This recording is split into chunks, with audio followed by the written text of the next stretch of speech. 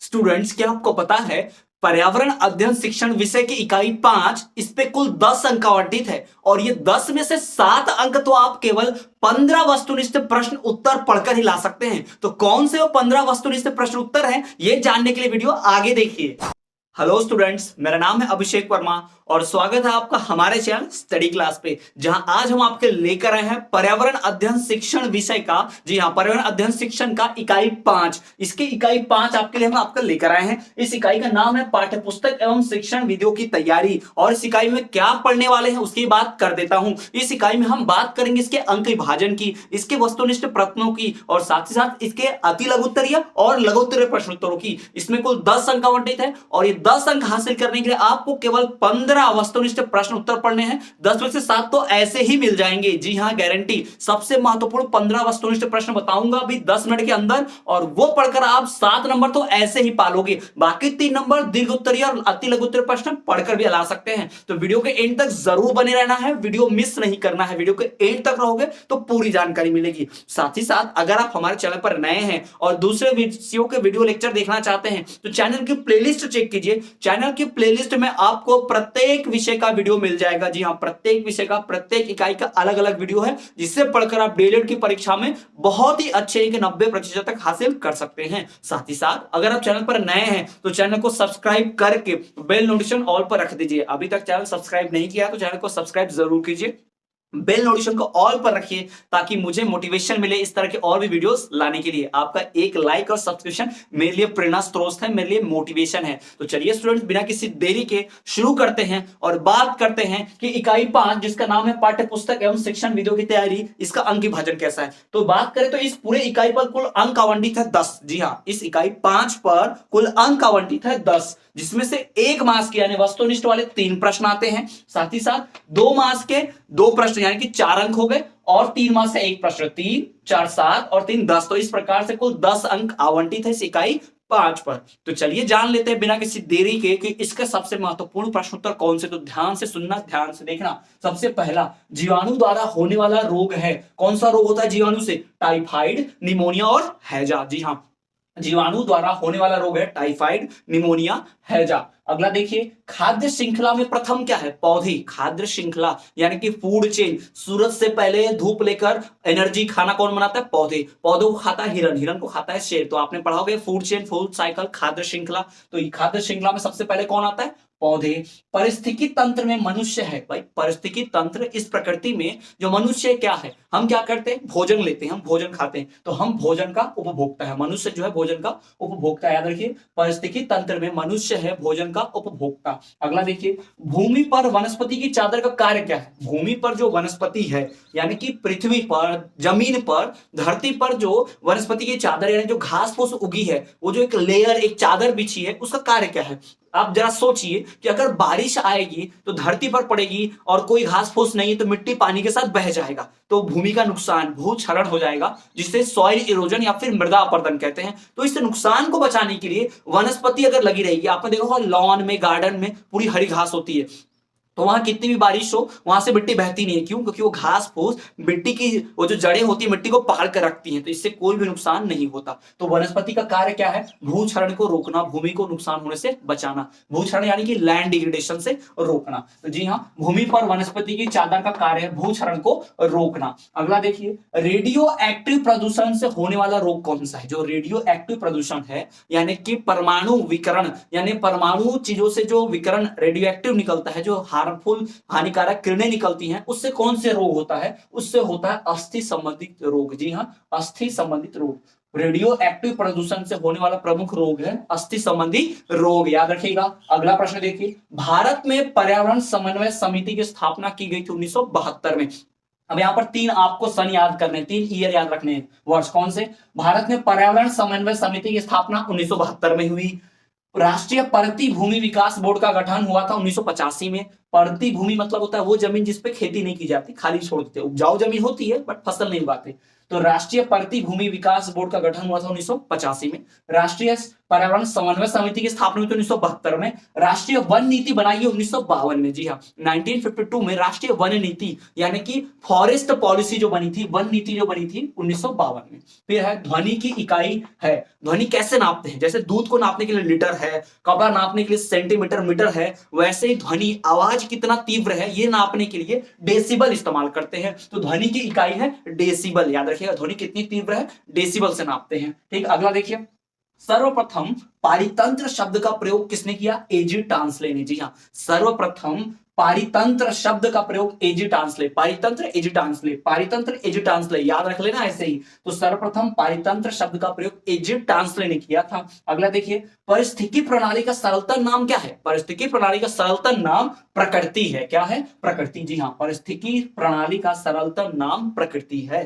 परिस्थिति की प्रणाली का सरलतम नाम प्रकृति, नेचर है। अगला देखिए, जल के अति दोहन के लिए, नहीं पानी का बहुत नुकसान हो रहा है, बहुत ज्यादा हद से ज्यादा जल पानी इस्तेमाल किया जा रहा है, इसके लिए भाई दोष किसका है? तो जल के अति दोहन के लिए नगरीकरण उत्तरदायी है। कौन जिम्मेदार है? उत्तरदायी है नगरीकरण, यानी कि शहर बनना, यानी कि अर्बनाइजेशन होना। जी हाँ, शहर में पानी का ज्यादा इस्तेमाल किया जाता है, ज्यादा दोहन होता है, तो जल के अति दोहन के लिए, नुकसान के लिए नगरीकरण उत्तरदायी है।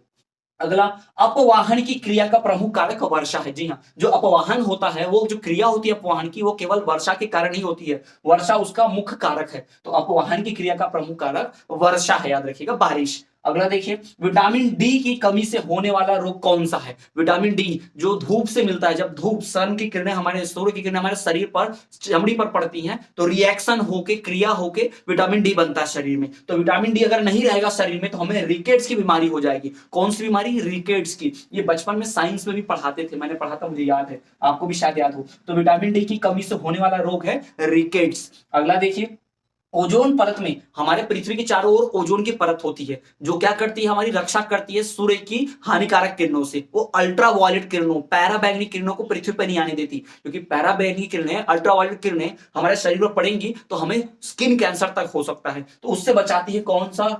ओजोन लेयर, ओजोन की जो परत है वो हमें बचाते हैं। तो ओजोन की परत को छेद कर रहा है, नुकसान पहुंचा रहा है कौन? क्लोरोफ्लोरोकार्बन। जी हाँ, ओजोन परत में छेद के लिए कौन उत्तरदायी है? क्लोरोफ्लोरोकार्बन, CCl2 F2 इसका फॉर्मूला होता है। ठीक है, तो ये जो CCl2 F2 क्लोरोफ्लोरोकार्बन है, ये गैस हानिकारक है और ये गैस हमारे ओजोन लेयर में छेद कर देती है। तो ये गैस निकलती थी पहले एसी और रेफ्रिजरेटर, फ्रिज से। जी हाँ, फ्रिज से, एसी से। बाद में सरकार ने उस तरह की एसी और फ्रिज को बैन कर दिया। अब दूसरे जो एसी रेफ्रिजरेटर आते हैं उनमें से गैस नहीं निकलती, पहले गैस निकलती थी, तो जिससे ओजोन को नुकसान होता था। ठीक है, याद रखिएगा, क्लोरोफ्लोरोकार्बन CCl2 F2, इससे क्या होता है? ओजोन परत को नुकसान होता है। विटामिन डी की कमी से होने वाला रोग रिकेट्स है। ठीक है, ये ध्यान रखिएगा।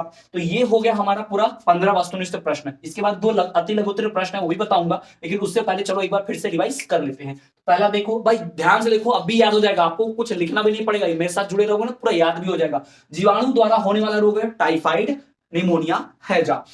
खाद्य श्रृंखला में प्रथम है पौधे। भाई, पारिस्थितिकी तंत्र मनुष्य का काम है, भोजन का उपभोक्ता है मनुष्य। भूमि पर वनस्पति का चादर का कार्य है जमीन को नुकसान होने से बचाना, भूक्षरण को रोकना। रेडियो एक्टिव प्रदूषण से होने वाला रोग है अस्थि संबंधी रोग। अस्थि संबंधी रोग रेडियो एक्टिव प्रदूषण से होता है। भारत में पर्यावरण समन्वय समिति की स्थापना हुई थी 1972 में। राष्ट्रीय परती भूमि विकास बोर्ड का गठन हुआ था 1985 में। राष्ट्रीय वन नीति बनाई गई थी 1952 में। ध्वनि की इकाई है डेसिबल। और सर्वप्रथम पारितंत्र शब्द का इस्तेमाल एजी टांसले, परितंत्र एजी टांसले बताया था मैंने। सर्वप्रथम पारितंत्र शब्द का प्रयोग एजी टांसले ने किया था। पारिस्थितिकी प्रणाली का सबसे सरल नाम, आसान नाम प्रकृति है, नेचर है। फिर जल के अति दोहन के लिए कौन उत्तरदायी है? नगरीकरण उत्तरदायी है। फिर अपवाहन की क्रिया का कारक जो है वो वर्षा है, अपवाहन की क्रिया का प्रमुख कारक वर्षा है। विटामिन डी की कमी से होने वाला रोग रिकेट्स है। क्लोरोफ्लोरो, ओजोन परत में छेद कौन कर रहा है? क्लोरोफ्लोरोकार्बन कर रहा है। ठीक, तो ये हमने इतना पढ़ लिया। अब बढ़ते हैं कुछ अति लघुत्तरीय प्रश्न उत्तर जो बहुत ही महत्वपूर्ण है। उसमें पहला है भाई, अधिवर्ष क्या है? अधिवर्ष यानी होता है लीप ईयर। अधिवर्ष यानी लीप ईयर, वो साल जिसमें 366 दिन होते हैं। आमतौर पर साल में 365 दिन होते हैं, लेकिन आप जानते हैं कि फरवरी में 29 दिन आते हैं, कभी कभी नहीं, 4 साल बाद आता है। प्रत्येक 4 साल बाद ही क्यों आता है? तो मैं आपको बता दूं कि जब पृथ्वी जो है सूर्य के चक्कर काटने में 365 दिन लगाती है और 6 घंटे लगते हैं। तब वो 6 घंटे हैं, वही 24 घंटे होते तो एक दिन करते, पर 6 घंटे से एक दिन नहीं बढ़ा सकते, तो 365.4 ऐसा रहता है, यानी कि 6 घंटे। फिर दूसरे साल में और 6 घंटे जुड़ गए तो 365 दिन और 12 घंटे हो गए, फिर तीसरे साल में 18, और फिर इसी प्रकार से चौथे साल में 24 घंटे हो जाएंगे, तो 365 प्लस 24 क्या हो गया, 366, तो 366 दिन हो जाते हैं, तो उसे लीप ईयर कहते हैं, उसे अधिवर्ष कहते हैं, और उसे ही उसमें फरवरी में 29 दिन होते हैं, तो यही क्या है, अधिवर्ष है, लीप ईयर है। अगला प्रश्न, तड़ित आघात से होने वाले लाभ एवं हानि बताइए। तड़ित आघात का मतलब होता है आकाशीय बिजली गिरना, आकाश से बिजली तड़कती है, बिजली गिरती है, उसे तड़ित आघात कहते हैं। तो भाई तड़ित आघात से होने वाले लाभ एवं हानि, अरे क्या मजाक है भाई, लाभ और हानि पूछ रहा है, इससे कुछ फायदा भी होता है क्या बिजली गिरने से? होता है, अभी बताता हूं। भाई हानि तो आप सब जानते हो, नुकसान, बिजली गिरने से पेड़ पौधे जल जाते हैं, पशु पक्षियों की, इंसानों की भी जान जाती है, आपने सुना होगा, घरों को नुकसान पहुंचता है, गाड़ियों को नुकसान पहुंचता है, वनों में आग लग जाती है, ये बिजली गिरने से होता है, तो नुकसान हो गया। लेकिन फायदा बताता हूं, जब ये बिजली गिरती है तो हवा में जो नाइट्रोजन ऑक्साइड मौजूद है ना, नाइट्रोजन, वो नाइट्रोजन ऑक्साइड बनाता है रिएक्शन करके, और वो नाइट्रोजन ऑक्सीजन जब आता है जमीन पर तो हमारे मिट्टी की उर्वरकता बढ़ जाती है, जमीन ज्यादा फर्टाइल हो जाता है, उसमें खाद का काम करता है। और फिर ये जो हमारे ऑक्सीजन प्रेजेंट है, हमारे वायुमंडल में जो ऑक्सीजन है उससे रिएक्शन करता है, जब बिजली गिरती है तो ऑक्सीजन से रिएक्ट करके O3 ओजोन लेयर बनता है। जी हाँ, जो ओजोन लेयर हमारे लिए बहुत जरूरी है ना, वो बन जाता है, तो ये उसके फायदे भी है। तो ये मैंने आपको बता दिया कुल 17 प्रश्न उत्तर, महत्वपूर्ण प्रश्न उत्तर। अब ये 17 नहीं पढ़ा तो खतरा है भाई, याद रखिए 17 पढ़ के आप कुल 7 नंबर हासिल कर सकते गारंटी के साथ। जी हाँ, 7 नंबर तो कहीं नहीं गया, आपके हासिल हो जाएंगे इनकी मदद से। और ये सिर्फ वस्तुनिष्ठ प्रश्न नहीं है, इनकी मदद से आप लघु उत्तरीय, अति लघु उत्तरीय, दीर्घ उत्तरीय भी इन्हीं की मदद से लिख सकते हैं। जी हाँ, ये सारे 17 महत्वपूर्ण प्रश्न उत्तर। मैं थोड़ा साइड हो रहा हूं, आप इसको स्क्रीनशॉट ले लीजिए, वीडियो को रोक करके स्क्रीनशॉट ले लो, या फिर वीडियो रोक करके पूरा लिख भी सकते हो। तो चलिए पढ़ते हैं अन्य महत्वपूर्ण प्रश्नों की ओर। सो स्टूडेंट्स, इतने सारे महत्वपूर्ण वस्तुनिष्ठ प्रश्न उत्तर समझ लेने के बाद अब हम बढ़ते हैं कुछ लघु उत्तरीय और अति लघु उत्तरीय प्रश्न उत्तरों की तरफ। लेकिन उससे पहले मेरी आपसे एक छोटी सी रिक्वेस्ट की, अभी तक की वीडियो आपको हेल्पफुल लगी है, लगा है कि वीडियो आपको बहुत मदद कर रहा है, तो प्लीज चैनल को सब्सक्राइब जरूर कीजिए और एक लाइक तो जरूर बनता है। साथ ही साथ कमेंट कीजिए कि वीडियो कैसी लगी और आप वीडियो कहां से देख रहे हैं। तो आपका एक लाइक और एक सब्सक्रिप्शन मेरे लिए मोटिवेशन का काम करता है और आपको दुआ मिलेगी। तो चलिए शुरू करते हैं और देखते हैं कौन से महत्वपूर्ण प्रश्न उत्तर है। तो वो है पहला, खनिज लवणों के कार्य बताइए। जो खनिज लवण होते हैं यानी कि जो मिनरल्स होते हैं उनके काम क्या है, यानी हम खाने में जो इस्तेमाल करते हैं जैसे कि विटामिन मिनरल्स, उनका क्या काम है, उनका क्या महत्व है। अगर उसकी बात करें तो भाई उसका महत्व तो बहुत है, इनसे हमारे कई सारी बीमारियां दूर होती हैं, हमारे शरीर को रोगों से दूर रखते हैं, हमारे शरीर की पाचन तंत्र को सही रखते हैं, हमारे शरीर में निकलने वाले कई सारे रस हार्मोन्स जो होते हैं जो शरीर के अंगों को सुचारू रूप से चलाते हैं, उनको इन्हीं की मदद से सहायता मिलती है। तो ये उसके कार्य है, आप लिख सकते हैं। शरीर हष्ट-पुष्ट रहता है, बीमारियों से दूर रहता है, रोगों से दूर रहता है, साथ ही साथ हमारे अंग ठीक प्रकार से कार्य करते हैं, शरीर का विकास बहुत अच्छे से होता है, ये सब आप लिख सकते हैं, खनिज लवणों के कार्य है। अगला देखिए, पृथ्वी की गति के बारे में बताइए। भाई पृथ्वी की गति जो है, अब पृथ्वी की गति मतलब उसका रोटेशन रिवॉल्यूशन, यानी कि वो अपनी धुरी पर भी घूमती है और सन के भी चारों, सूरज के भी चारों चक्कर लगाती है। ठीक है, तो दैनिक गति और वर्षीय गति। दैनिक गति मतलब रोज 24 घंटे में एक गोला, पृथ्वी ऐसे गोल गोल घूमती है, ऐसे घूमते घूमते पृथ्वी सूरज के चारों घूमती है, तो अपना चक्कर पृथ्वी 24 घंटे में लगाती है, वो दैनिक गति हो गया। और सूरज के चारों ओर चक्कर लगाती है 365 दिन में, एक साल होता है ना, इसलिए एक साल में पूरे सारे मौसम आ जाते हैं, आपको पता होगा। तो ऐसे घूमते घूमते घूमते घूमते पृथ्वी ऐसे ऐसे एक सन का भी चक्कर लगाती है और खुद भी ऐसा रोज ऐसा एक चक्कर अपना लगाते रहते हैं, चक्कर लगाते लगाते लगाते लगाते ऐसे घूमता है। तो इसे दैनिक पृथ्वी की गति है, दैनिक गति और वर्षीय गति। ठीक है, आप इतना तो जानते ही होंगे। अगला, इंद्रधनुष के बारे में बताएं। भाई इंद्रधनुष आपको पता है 7 रंग होते हैं, बैजनीह पिनाला। जी हाँ, बैजनीह पिनाला, शॉर्ट फॉर्म बताता हूं, बैजनीह पिनाला, बैज नी ह पी ना ला, यानी कि बैंगनी, जामुनी, नीला, हरा, पीला, फिर